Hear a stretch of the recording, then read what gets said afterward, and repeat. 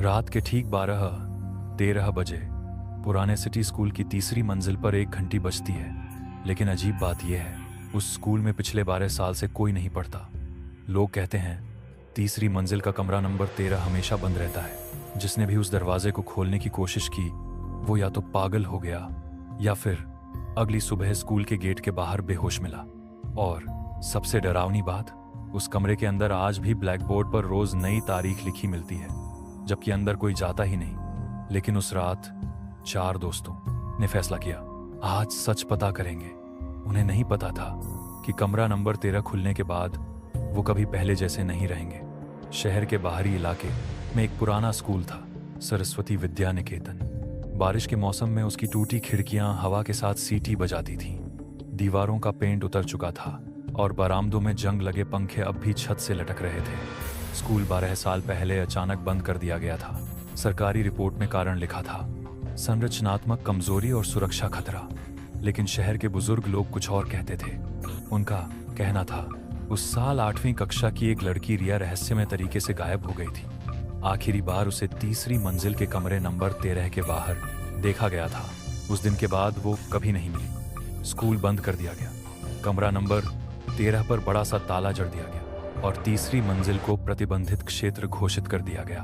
अंकित, रोहन, विकास और साहिल चारों कॉलेज के स्टूडेंट थे और यूट्यूब के लिए हॉरर वीडियो बनाते थे। अंकित ने कहा, भाई अगर कमरा नंबर 13 का सच दिखा दिया ना, वीडियो 10 मिलियन बार। रोहन हंसा, भूत प्रेत कुछ नहीं होता, सब अफवाह है। लेकिन साहिल चुप था। उसके दादा उसी स्कूल में चपरासी थे और उन्होंने मरने से पहले एक बात कही थी, तीसरी मंजिल पर रात को मत जाना, वहां पढ़ाई अभी भी चलती है। विकास ने कैमरा ऑन किया।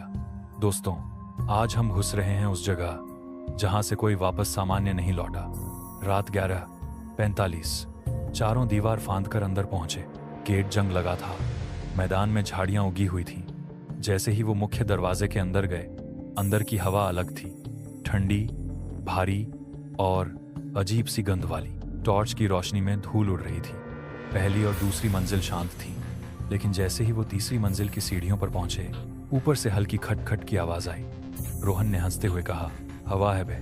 लेकिन हवा नीचे की ओर बह रही थी, आवाज ऊपर से आ रही थी। सीढ़ियों की आखिरी पायदान पर कदम रखते ही साहिल के फोन की बैटरी अचानक 65% से 2% हो गई। अंकित का कैमरा बार बार ग्लिच करने लगा। लंबा अंधेरा गलियारा, दीवारों पर पुराने नोटिस बोर्ड, कुछ पर आज की तारीख चौक से लिखी हुई थी। ये किसने लिखा? विकास ने फुसफुसाया। गलियारे के अंत में एक दरवाजा, उस पर धूल जमी थी, लेकिन नंबर साफ दिख रहा था।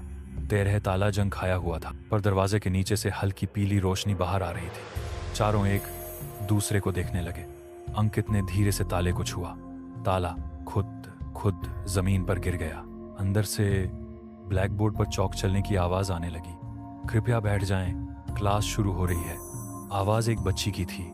दरवाजा धीरे धीरे खुद खुलने लगा। अंदर पुरानी डेस्क सजी हुई थी। ब्लैक बोर्ड पर लिखा था, वेलकम बैक। और सबसे पीछे वाली बेंच पर एक लड़की बैठी थी, सफेद यूनिफॉर्म में, चेहरा बालों से ढका हुआ। उसने धीरे से सिर उठाया और उसी पल गलियारे का दरवाजा जोर से बंद हो गया। चारों अंदर फंस चुके थे और ब्लैक बोर्ड पर नई लाइन लिखी गई, आज की उपस्थिति 5, लेकिन कमरे में तो सिर्फ 4 थे। अचानक पीछे से किसी ने साहिल के कंधे पर हाथ रखा। जब उसने मुड़कर देखा, वहां कोई नहीं था, लेकिन उसके कान के पास एक फुसफुसाहट गूंजी, रिया अभी भी यहाँ है।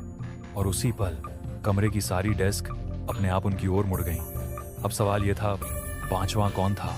और असली क्लास अभी शुरू हुई थी। कमरे के अंदर सन्नाटा था, लेकिन वो सन्नाटा जिंदा था। चारों दोस्त दीवार से चिपक कर खड़े थे। ब्लैक बोर्ड पर अभी भी आज की उपस्थिति 5 लिखा था। रोहन कांपती आवाज में बोला, हम तो 4 हैं, 5वां कौन है? उसी समय पीछे बैठी सफेद यूनिफॉर्म वाली लड़की धीरे धीरे खड़ी हुई। उसके बाल चेहरे से हटे। वो वही थी, रिया। चेहरा पीला, आंखें गहरी काली और होंठों पर अजीब सी मुस्कान। रिया की आवाज पूरे कमरे में गूंजी, तुम सच जानना चाहते थे ना?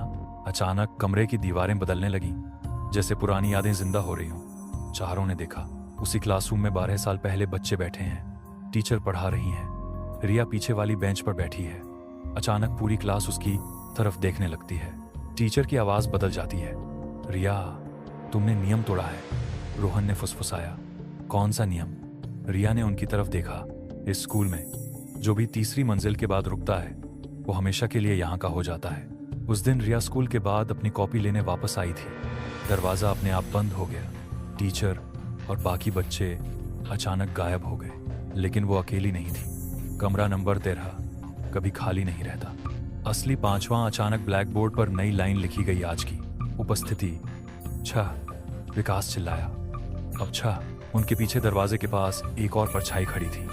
लंबा कद, फटी हुई पुरानी टीचर की साड़ी, आंखें सफेद। रिया ने धीरे से कहा, ये हमारी क्लास टीचर हैं। साहिल को अचानक याद आया, उसके दादा ने मरते वक्त एक नाम लिया था, मिसेज मेहता।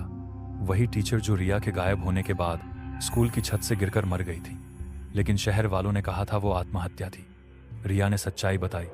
उन्होंने मुझे बंद किया था। उन्हें डर था कि मैं राज जान जाऊंगी। कमरा नंबर 13 में हर साल एक बच्चा चुना जाता था। जो भी देर तक रुकता वो कभी घर नहीं पहुंचता और उनकी आत्माएं इस क्लास का हिस्सा बन जाती। मिसेज मेहता की परछाई आगे बढ़ी। उसकी उंगली सीधा अंकित की तरफ उठी। ब्लैक बोर्ड पर लिखा गया, नया एडमिशन। अंकित चीख पड़ा, नहीं, हम यहाँ वीडियो बनाने आए थे। रिया की आंखों में आंसू आ गए। मैं भी बस कॉपी लेने आई थी। अचानक साहिल को अपने दादा की आखिरी बात याद आई। अगर कभी वो कमरा खुले तो घंटी बजा देना। साहिल ने घबराकर पूछा, कौन सी घंटी? रिया ने धीरे से क्लास के कोने की तरफ इशारा किया। वहां पुरानी पीतल की स्कूल बेल पड़ी थी, लेकिन मिसेज मेहता की परछाई अब अंकित के बिल्कुल सामने थी। उसका हाथ धीरे धीरे अंकित की तरफ बढ़ रहा था। साहिल दौड़ा, परछाई ने उसे धक्का दिया। वो गिर पड़ा। रोहन और विकास जमे हुए खड़े थे। रिया ने अचानक जोर से चीखा, घंटी बजाओ अभी। साहिल ने पूरी ताकत से बैल को खींचा। टन टन टन। आवाज पूरे स्कूल में गूंज गई। कमरे की दीवारें दरकने लगी। ब्लैक बोर्ड फट गया। डेस्क हवा में उठने लगी। मिसेज मेहता चीख उठी। उनका चेहरा धुएं में बदलने लगा। रिया ने मुस्कुराते हुए कहा, अब क्लास खत्म। तेज सफेद रोशनी चमकी और सब कुछ अंधेरा हो गया। अगली सुबह चारों दोस्त स्कूल के गेट के बाहर पड़े थे। सुबह की धूप उनके चेहरों पर पड़ रही थी। अंकित कांप रहा था, लेकिन वो जिंदा था। उन्होंने पीछे मुड़कर देखा। तीसरी मंजिल की खिड़की पर कोई खड़ा था, सफेद यूनिफॉर्म। रिया। उसने हल्की मुस्कान दी और धीरे धीरे गायब हो गई। 3 दिन बाद अंकित ने वीडियो एडिट करने के लिए कैमरा खोला। वीडियो में वो सब रिकॉर्ड था, कमरा, रिया, टीचर, सब। लेकिन आखिरी फ्रेम में जब घंटी बज रही थी, कैमरे ने एक और चेहरा कैद किया था। पीछे, साहिल के ठीक पीछे, एक छोटी लड़की नई यूनिफॉर्म में, और ब्लैक बोर्ड पर लिखा था, आज की उपस्थिति 7 उस रात। साहिल के घर की दीवार पर चौक से लिखा मिला, होमवर्क पूरा करना मत भूलना। और उसके कमरे के कोने में वही पुरानी पीतल की घंटी रखी थी। अब सवाल यह है, क्या कमरा नंबर 13 सिर्फ स्कूल में है, या अब जहां घंटी जाएगी वहीं क्लास शुरू हो जाएगी?